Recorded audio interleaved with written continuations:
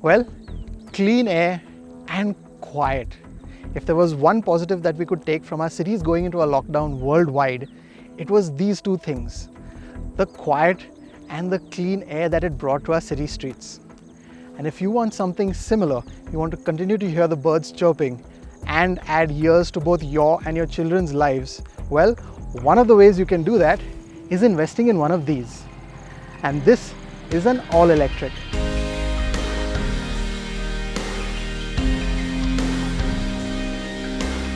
This is the Mercedes-Benz EQC, the next all-electric vehicle going to be available in the subcontinent, probably around festive time this year. And of course, with all-electric vehicles, we have a number of questions. Of course, does it deserve that badge? In that, is it luxury? Is it fun to drive? And should you suffer from range anxiety? It's an electric, of course. We're going to answer all those questions and let you know what it's like to drive on a regular basis. But before that, you're going to have to let me tell you what it looks like. And then, of course, we'll let you make your mind up as well.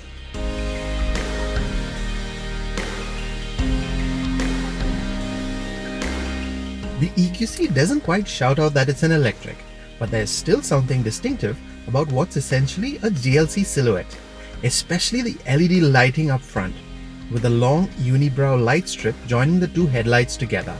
The 20-inch wheels also demand your attention, with their unusual black and blue accents. The rear again is simple, with the connected taillights distinguishing it from the rest of the Merc family.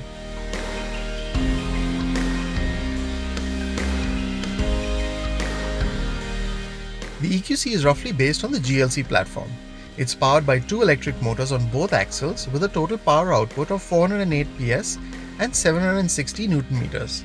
The 80 kWh battery pack is good for a claimed 450 km of range as per the new European driving cycle, and adds 652 kg to the curb weight.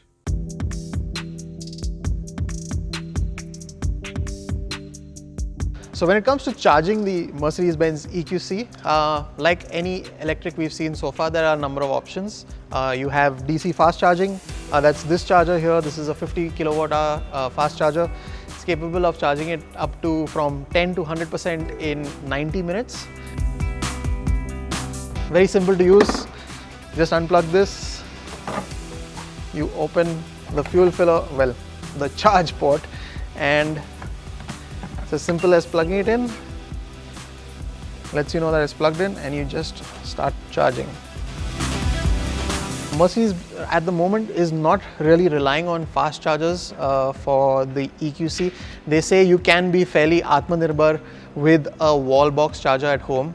That's included in the price of the car. It's a 7.4 kilowatt wall charger, and Mercedes says that if you're doing maybe about 40 to 50 kilometers daily in a city, then you just need to top it up maybe once or twice a week, and that will cover all your needs. And it has a range of about 450 kilometers from that 80 kilowatt hour battery pack. So once or twice a week charging and you're sorted.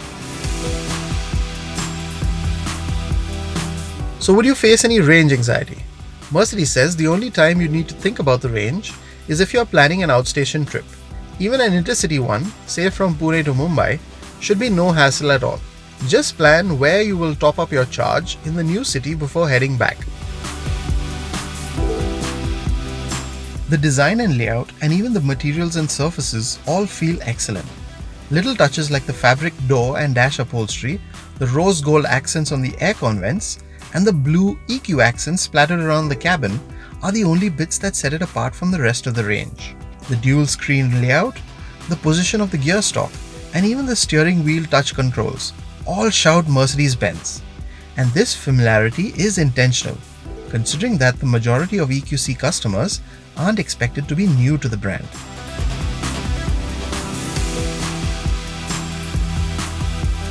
In terms of space, there's plenty for 4 full-size adults, but it's certainly not palatial. And for those who like to be driven around, a point to note is that while all 4 seats are plenty comfortable, it's only the front seats that get a massage function, while rear passengers only have climate zone controls, manual sun blinds, and an armrest to play around with. No other gadgets like media screens, infotainment controls, or wireless charging. What it is though is a practical family space with plenty of cubby holes, USB charge ports, all C-type mind you, and a useful 500-litre boot.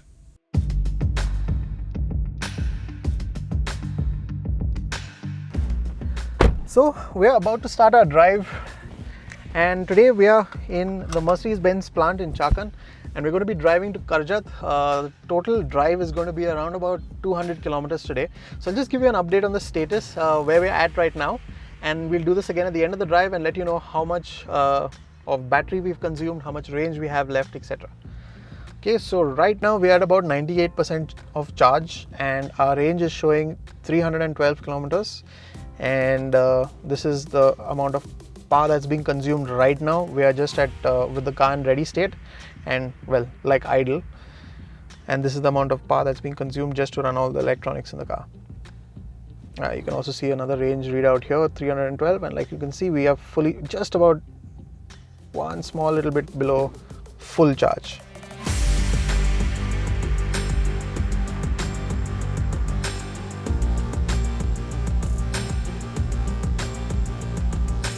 Like we mentioned, the EQC is based on the GLC platform, but with that battery pack, which adds about 650 kilos more, it's now 2.5 tons in weight, and that does affect the way it rides. That's not to say it's uncomfortable. So this suspension has been tuned quite nicely for the city. Over regular roads, it's soft and cushiony, glides over most of the undulations, but where that does become a bit of a problem, the soft suspension I mean, is that when you come to a speed breaker, you really have to be quite careful when you go over it, because as you come over the speed breaker, the front tends to bounce down and then you can touch the underbody, and that doesn't feel very nice.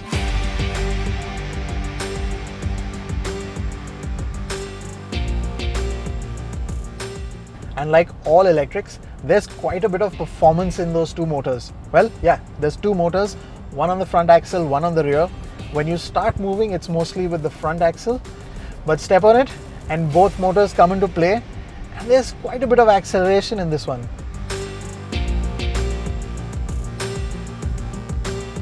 And yes, with it being so quiet in this cabin, you really do have to keep your eye on the speedometer to know what speed you're doing. Right now, just with that little prod on the throttle, I'm already up to 80 kilometers per hour. How do I know that? I'm not looking down, but I'm looking straight ahead at the heads-up display. It's a nice bright heads-up display, gives you lots of information, speed, what mode I'm in, and also navigation, and as well as the driver aids. Yes, a talky electric and quiet cabin means that you really can get up to the speed limit without knowing it. Get on the brakes early though, because that 2.5 tons really requires some stopping. It's never a problem because there's more than enough braking force available. But if you want to avoid hard braking and annoying your passengers, quicker on the brakes is smoother. And that's another set of great features that this EQC has. So it does have adaptive cruise control along with steering assist. So on a highway, when you have nicely marked lanes, you can just latch onto the car in front of you, set a cruise speed, and well, let the electric wizardry do the work for you.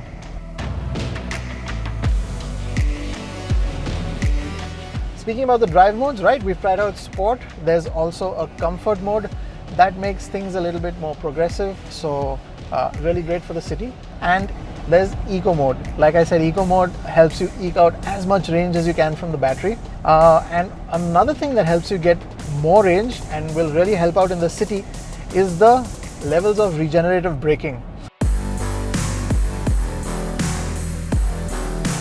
And that's another similarity with the other electrics we've driven.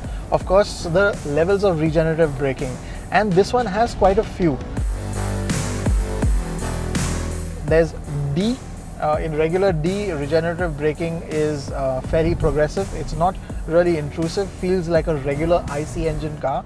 And then the paddle shifts allow you to adjust that. So you go down, what you normally go down a gear, sets you into D minus. D minus adds a little bit more regenerative braking. So better ability to charge back those batteries when you get off the throttle. And there's a D double minus as well. We were driving through quite a bit of traffic in the morning today, and that D double minus really is a good one pedal solution.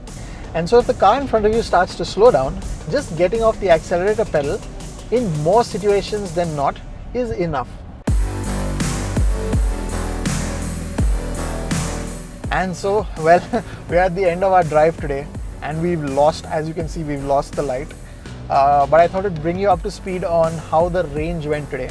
So if you remember, we started at 282 kilometers of range with about 98 to 99% of charge. And we've done about 140 kilometers today. And I'm left with 171 kilometers of charge. At our lunch break, we did manage to top up from 64% to 70% charge. So just about 7% of charge back in about the 20 minutes that we managed to scoff down our lunch in before we got back to shooting. Well, I have to say that the range is fairly true to what the range meter is saying. So 171 kilometers, we've done about 140. We have about 70 odd kilometers to get back into Pune. No range anxiety, and it's pretty much going to what the car is telling you. The other thing that we want to say is that we've traveled from Pune to Karjat. That meant that we had to come down the Lonavala Ghat in the afternoon. And on the way down, we did manage to pick up a fair amount of charge from the regenerative braking. So yes, that does work, and that does help increase and maintain your range as well.